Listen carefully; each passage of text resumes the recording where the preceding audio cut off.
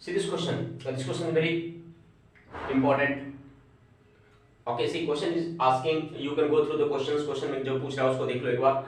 यहाँ पे कह रहा है कि जो मैक्सवेल इक्वेशन है वो वैलिड है किस चीज के लिए, टाइम वेरिंग कंडीशंस के लिए, but not for static conditions. Okay, तो मैक्सवेल जब स्टडी कर रहा था एक्सपेरिमेंट का, तो वहां पर दो चीजें सिचुएशंस आई. चाहे आप तुम मैग्नेट की बात कर लो, चाहे तुम इलेक्ट्रिक फील्ड की बात कर लो. इन बोथ केसेस इधर इन मैग्नेट और इलेक्ट्रिक फील्ड. ओके, दोनों जगह पे क्या होता है कि जो हमारा इलेक्ट्रिक फील्ड है ना, और मैग्नेटिक फील्ड है, वो दोनों परपेंडिकुलर है एक दूसरे के साथ. इलेक्ट्रिक फील्ड और मैग्नेटिक फील्ड इस पूरे यूनिवर्स में हमेशा परपेंडिकुलर है ना. ये हमारे यूनिवर्स की सबसे बड़ी डिस्कवरी है ना. चाहे तुम किसी दूसरे प्लेनेट पर चले जाओ, चाहे तुम सन पर चले जाओ, ठीक है, चाहे तुम किसी अदर दूसरे सन पर चले जाओ, है ना, कहीं पर भी चले जाओ, तुम्हें जो लाइट मिलेगी, लाइट में जो तुम्हें वेव मिलेंगे, वहां पर जो तुम्हारे पास इलेक्ट्रोमैग्नेटिक वेव मिलेंगे, उसमें जो इलेक्ट्रिक फील्ड है, मैग्नेटिक फील्ड है, वो दोनों एक दूसरे पर परपेंडिकुलर है. एक्सेप्शन कहीं नहीं है. तो मतलब क्या समझ में आता है कि जो चीजें या तो नेचुरली जो चीजें हो रही है यूनिवर्स में, पूरा यूनिवर्स में क्या हो रहा है, अगर मैं तुम्हें एक वर्ड में समझाऊं पूरे यूनिवर्स में क्या हो रहा है ना. न्यूटन ने क्या कहा कि जो मान लो कोई ऑब्जेक्ट गिर रहा है ना, किसी भी प्लेनेट पे, अर्थ की बात हम बार बार अर्थ की बात करते हैं, किसी भी प्लेनेट पे गिर रहा है ना, तो हाँ, न्यूटन को अगर न्यूटन की जितनी भी किताबें पढ़ोगे, ओके, उसने जितनी भी बातें कही है उसमें सिर्फ एक बात अगर तुम्हें समझना है तो गिरना है ना, चीजों को फॉल होना है ना. फॉल होना ही एक ग्रेविटी है ना. फॉल होने की प्रोसेस को ही हम ग्रेविटी कहते हैं, तो उसको बाद में अपन ने नाम दे दिया ग्रेविटी, है ना, गिरना, है ना. उसी तरीके से अगर मेरे को मान लो पूरे यूनिवर्स को डिफाइन करना हो, है ना, पूरे गैलेक्सी को डिफाइन करना हो, है ना, तो एक वर्ड क्या होगा, है ना, एक वर्ड क्या होगा, है ना, वेव, है ना, वेव, है ना. इस वेव में तुम्हारे पास क्या होगा, इलेक्ट्रिक भी होगा और मैग्नेटिक भी होगा. इलेक्ट्रिक और मैग्नेटिक दोनों साथ साथ चलते हैं, है ना, सेपरेट नहीं हो सकता, है ना. ये बात समझने की चीज है, समझ लो ना. इसको तुम जब तक फील नहीं करोगे, है ना, तब तक तुम्हें वो जो फीलिंग है ना वो नहीं आएगी तुम्हारे अंदर, है ना. सो इलेक्ट्रिक ओके हो या मैग्नेटिक हो, है ना, इलेक्ट्रोमैग्नेटिक वेव, तो there is no any separate existence of इधर ओके इलेक्ट्रिक फील्ड और magnetic field. if there is somewhere electric field okay there will be parallelly magnetic field. और electric field और मैग्नेटिक फील्ड क्या होगा, perpendicular होगा, हमेशा एक दूसरे के परपेंडिकुलर होगा. मतलब कि अगर मान लो है ना, electric field X Y plane में चल रहा है, तो मैग्नेटिक फील्ड ऐसे प्लेन में चलेगा जो एक्स वाई प्लेन के परपेंडिकुलर हो, है ना. तो इसी चीज को मैक्सवेल जब स्टडी कर रहा था okay, लैब के अंदर का, तो उसने जितने भी इक्वेशन दिए उस इक्वेशन के बेसिस पर इस क्वेश्चन को फ्रेम किया गया है. इस कारण से ये क्वेश्चन बहुत अच्छा क्वेश्चन बन गया, है ना. तो जब ये क्वेश्चन आया था तो बहुत सारे स्टूडेंट ने पूरे इंडिया में इस क्वेश्चन को गलत करा था, है ना. तो Maxwell equation valid for time varying conditions, क्योंकि मोस्टली हम टाइम वेरिंग कंडीशंस के लिए पढ़ते ही नहीं है ना. हम क्या पढ़ते हैं, स्टैटिक कंडीशन के लिए पढ़ते हैं हमेशा. हम अपना अज्यूम करते हैं स्टैटिक कंडीशन के लिए, है ना. तो देखो सिंपल सी बात है ना, जब भी टाइम की बात हो, है ना, जब भी टाइम की बात हो, स्पेस की बात हो, तो हम क्या करते हैं, डिफरेंशिएशन नहीं करते हैं, पार्शियल डिफरेंशिएशन करते हैं, है ना. दो चीजें होता है मैथ्स में, दो चीजें होता है, एक होता है कंप्लीट डिफरेंशिएशन, एक होता है पार्शियल डिफरेंशिएशन, है ना. तो कंप्लीट डिफरेंशिएशन के लिए हम साइन यूज करते हैं डी, है ना.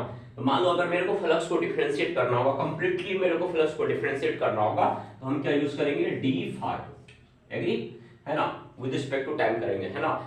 और अगर मेरे को पार्शियली फ्लक्स को डिफरेंशिएट करना होगा, पार्शियली मेरे को फ्लक्स को डिफरेंशिएट करना होगा, तो हम क्या लिखेंगे, del phi. This is partial differentiation, है ना, दिस इज पार्शियल डिफरेंशिएशन, है ना. जब तुम इंजीनियरिंग मैथमेटिक्स की बुक पढ़ते हो तो वहां पर तुम्हें पार्शियल डिफरेंशिएशन के लिए पूरे ओके 6 मंथ तक सिर्फ पार्शियल डिफरेंशिएशन पढ़ना पड़ता है. तो अब देखो यहाँ पर क्या है, क्या मतलब क्या हो रहा है, जैसे मान लो कोई फंक्शन मान लो ले लिया कि मैंने ले लिया x square plus Y square plus Z square. ये कोई फंक्शन है, मान लो फाइव. अच्छा अरे सर, है ना, तो ये कोई फंक्शन मैंने लिया कि five equals to x square plus Y square plus Z square. अब मैंने कहा कि इसको तुम टाइम के रिस्पेक्ट में डिफरेंशिएट करो. तो अगर मैं इसको ऐसे लिख दूं, है ना, इसको ऐसे लिख दूं कि डिफरेंशिएट विद रिस्पेक्ट टू डी5 बाय dt, इसका आंसर क्या आएगा, क्या तुम इसको आंसर लिख पाओगे, क्या लिख पाओगे, आंसर नहीं लिख पाओगे ना. या लिखोगे भी तो क्या लिखोगे, सर आंसर ही जीरो, आंसर ही जीरो, है ना. मतलब इसका टाइम के रिस्पेक्ट में डिफरेंशिएशन क्या है, 0 है या नहीं है, बताओ है या नहीं है। सो यहाँ पर हम क्या कर रहे हैं, फ्लक्स का कंप्लीट डिफरेंशिएशन कर रहे हैं विद रिस्पेक्ट टू टाइम, यहाँ पर 0 आया, ठीक है ना। तो हम क्या करते हैं ना, यहाँ पर फ्लक्स को क्या करेंगे, पार्शियल डिफरेंशिएशन करेंगे। पार्शियल डिफरेंशिएशन क्या होता है, मैंने कहा कि फ्लक्स को तुम एक्स के रिस्पेक्ट में डिफरेंशिएट करो। Oh sir you are super genius. इसका आंसर अब आएगा 2x, अब आएगा आंसर 2x। तो कैसे आया 2x, जब हम फ्लक्स को x के रिस्पेक्ट में डिफरेंशिएट कर रहे थे उस टाइम पर अदर पैरामीटर कांस्टेंट था, उस टाइम पर अदर पैरामीटर कांस्टेंट था। मैं इस पे मान ऐड कर दिया यहाँ पर t² भी, उस टाइम पर अदर पैरामीटर कांस्टेंट था। अच्छा जब मैंने t² ऐड किया तो उस टाइम पर ओके कंप्लीट d∅dt 0 होगा, नहीं होगा उस टाइम पर, फिर 0 नहीं होगा। तो partial differentiation of flux 5 with respect to x क्या आया हमारे पास, 2 आया, x आया, मतलब सो x कोऑर्डिनेट का फंक्शन है, मतलब जो फ्लक्स है वो सिर्फ x कोऑर्डिनेट पर डिपेंड करेगा, है ना, पार्शियली, ठीक है। अब मैं on the same time if I will ask you what is the partial differentiation of del phi by del rho, answer क्या आएगा 2 है, सो ऑन सो इतना डेप्थ में तुम्हें जाने की जरूरत अभी है नहीं, है ना। तो तुम्हें सिर्फ इतना समझना था कि okay valid for the time varying conditions, है ना। तो टाइम वेरी कर रहा है ना, सिर्फ तुम्हारा यहाँ पर टाइम वेरी कर रहा है, तो ये तुम्हारे पास वैलिड हो जाएगा। Close integration of E dot dl okay equals to minus del phi by del t, okay, del phi of del t, okay, so this is the correct answer. So I hope you understood the concept, okay, how to approach the questions, okay। तो चाहे JEE mains का कोई भी question हो, चाहे NEET का कोई भी क्वेश्चन हो, अगर तुम्हें इस यहाँ पर तुम्हें हेल्प मिलती है कि कैसे क्वेश्चंस को अप्रोच करना, चाहे तुम कहीं स्टडीज कर रहे हो, है ना, तो ये काफी बहुत इंपॉर्टेंट चीज होता है, क्योंकि स्टूडेंट लाइफ में हमें पता नहीं होता कि हम कर क्या रहे हैं। That is the biggest okay thing okay we observe in student life. Student life में हम क्या कर रहे होते हैं, हम क्लास जाते आते हैं, है ना, बला बला बला, एट द एंड क्या होता है, पता चलता है रिजल्ट अच्छा बना ही नहीं, है ना। तो तुम जो कुछ भी कर रहे हो, जितने भी तुम्हारे एक्सपेंसेस हैं, इन सब के बावजूद जो तुम्हारा पेन है, दर्द है, दुख है, उनके बावजूद अगर रिजल्ट नहीं बना पा रहे हो तो फिर सब वेस्ट है ना, सब वेस्ट है। उस टाइम पर तुमको रियलाइज नहीं होगा, उस टाइम जब तुम प्रोसेस से जा रहे होते हो उस टाइम पर रियलाइज नहीं होता, क्योंकि तुम्हें ना तो मनी तुम्हें ऐड करना है ना, मनी तुम्हें फिनेंस करना है, मतलब तुम्हें लग रहा होता है कि ठीक है लाइफ ऐसे ही चलती है ना, लेकिन आफ्टर रिजल्ट तुम्हें पता चलता है कि नहीं, लाइफ ऐसी नहीं चलती है ना, लाइफ चेंज हो जाती है ना, टाइम टू टाइम, पूरी टाइम पीरियड और सर्टेन टाइम पीरियड, है ना, लाइफ क्या होती है, चेंज होती रहती है, हमारे डिमांड चेंज होती रहती है, हमारी नीड चेंज होती रहती है, हमारे एक्सपेक्टेशन चेंज होती रहती है ना।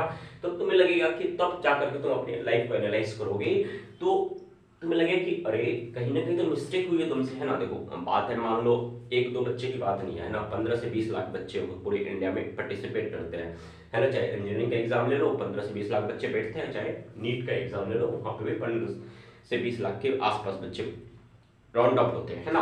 तो यहाँ पर इतने बच्चे हो रहे हैं और सक्सेस कितना परसेंट हो रहा है ना, बहुत कम परसेंटेज बच्चे सक्सेस हो रहे हैं, मतलब मेजोरिटी ऑफ बच्चे जो है वो सक्सेस की तरफ नहीं जा पा रहे। लेकिन बात क्या है कि सोचा तो उसने भी था, है ना, खर्च तो उसने भी करा, है ना, लेकिन समझ लो मेरी बात को, वो मंजिल पर नहीं पहुंच पाया, भटक गया या उसे भटका दिया गया, है ना, जो भी होती है चीजें, है ना।